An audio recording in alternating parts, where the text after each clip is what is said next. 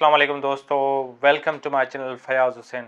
दोस्तों, आपको पता है कि पीटीआई से चीफ जस्टिस साहब ने बल्ला जो है वो छीन लिया है। अब बल्ला जो है पीटीआई का निशान नहीं है इलेक्शन में।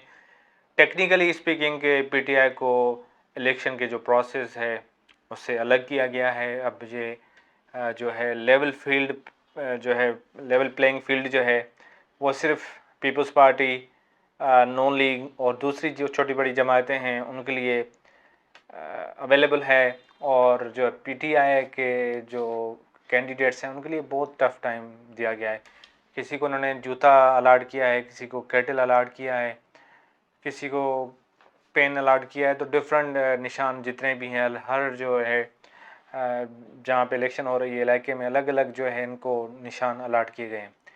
लेकिन एक सवाल है, हम बहुत सपोर्ट करते थे यार कि हमारे जो इदारे हैं, जो हमारी जो डिसीजन मेकर हैं, वो उनको पता होगा कि वो सही डिसीजन करते होंगे।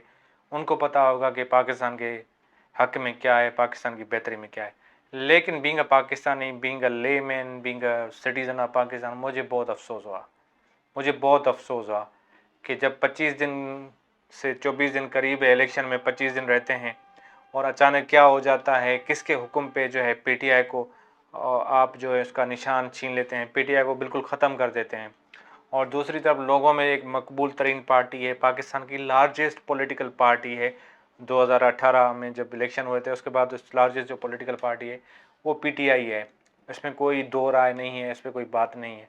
लेकिन यार देखें, अब ये हो गया, मुझे समझ नहीं आ रहा जो हमारा अदालती निज़ाम है वो किस तरह के डिसीशंस देता है। जब ऊपर बात ठीक होती है, जब मतलब इस्टेब्लिशमेंट की बात करें, जब इस्टेब्लिशमेंट से पॉलिटिशियंस के मामला सही होते हैं तो जजेस भी उनके हक में फ़ैसले देते हैं। जब इस्टेब्लिशमेंट से पंगा चलता है तो जजेस भी जो है पॉलिटिशियंस के अपोनेंट बन जाते हैं, उनके मुखालिफ में जो है डिसीशंस आ जाते हैं, मुखालफत में डिसीशंस आ जाते हैं। तो ये बेनज़ीर भुट्टो को देख लें, नवाज शरीफ की पहली हुकूमत जो थी उसमें देख लें, उससे पहले जुल्फ़िकार अली भुट्टो को देख लें, तो वो जजेस की जो जुडिशरी का निज़ाम है वो इस तरह चलता आ रहा है।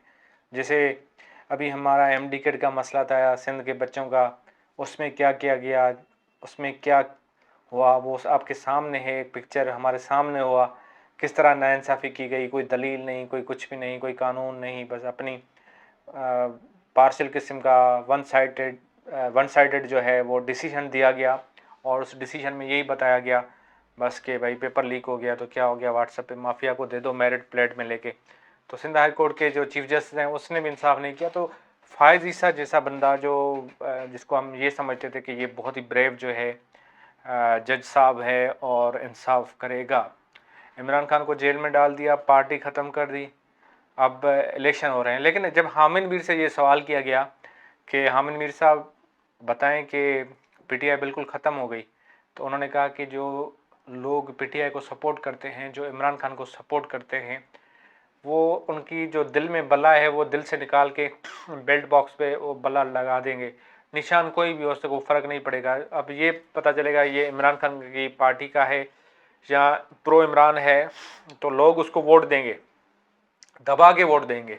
तो आप इस तरह पार्टीज़ को ख़त्म नहीं कर सकते कि आपने कह दिया कि बस इस पर कांटा दे दिया, ये ख़त्म कर दिया। ऐसे नहीं होता। आपने नून लीग को भी तोड़ा, पीपल्स पार्टी को तोड़ा, दोबारा पॉलिटिकल पार्टीज़ बन जाती हैं। जो इस्टेब्लिशमेंट है अनफॉर्चुनेटली ये होता है कि एक आर्मी चीफ साहब आते हैं, उसके बाद वो चेंज हो जाते हैं, तो फिर जो है जो उनकी पॉलिसीज़ हैं वो चेंज हो जाती हैं, उनका एटीट्यूड चेंज हो जाता है। बाजवा साहब था तो पीटीआई के साथ बहुत इनका अच्छा था, आखिर में इनके मामला ख़राब होना शुरू हो गए। अब जैसे ही जनरल आसिम मुनीर आया तो पीटीआई के साथ पंगा चल रहा है, नून लीग के साथ अच्छे अच्छे ताल्लुकात हैं।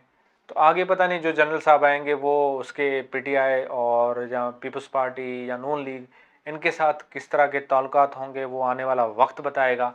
लेकिन जो भी हुआ, मैं इसको क्या, हम इसको कंडेम करते हैं यार, ये नहीं होना चाहिए था। बीइंग पाकिस्तानी बहुत हमारा दिल दुखा है कि ऐसे इलेक्शन का क्या फ़ायदा जिस पे कंपटीशन ना हो, जिस पे जो अपोनेंट है आप उसको बिल्कुल इंजीनियर्ड इलेक्शन आप कराओगे, इंजीनियर्स जो रिज़ल्ट दोगे।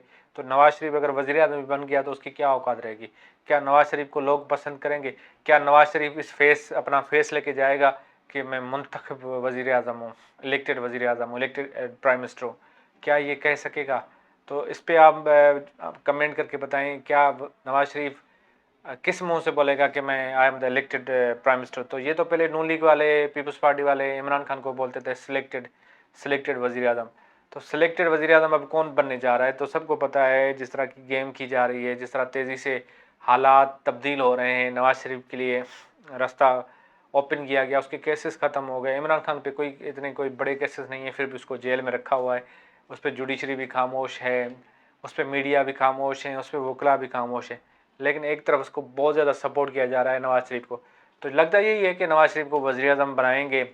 यही होगा कि हिस्ट्री आप चेक कर लें, नवाज शरीफ 2 साल तक तो इस्टेब्लिशमेंट के साथ बहुत अच्छा चलता है।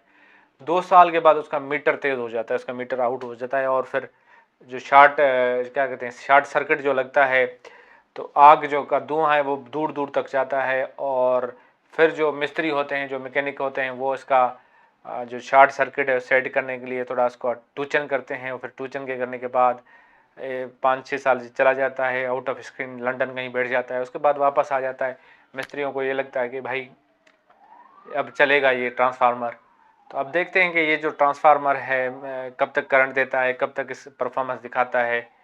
और इसको होना तो यही चाहिए था कि अभी अल्लाह अल्लाह करे, 75 ईयर्स प्लस है, और 3 दफ़ा पहले वज़ीर आज़म बन चुका है, अब चौथी बार बनना है।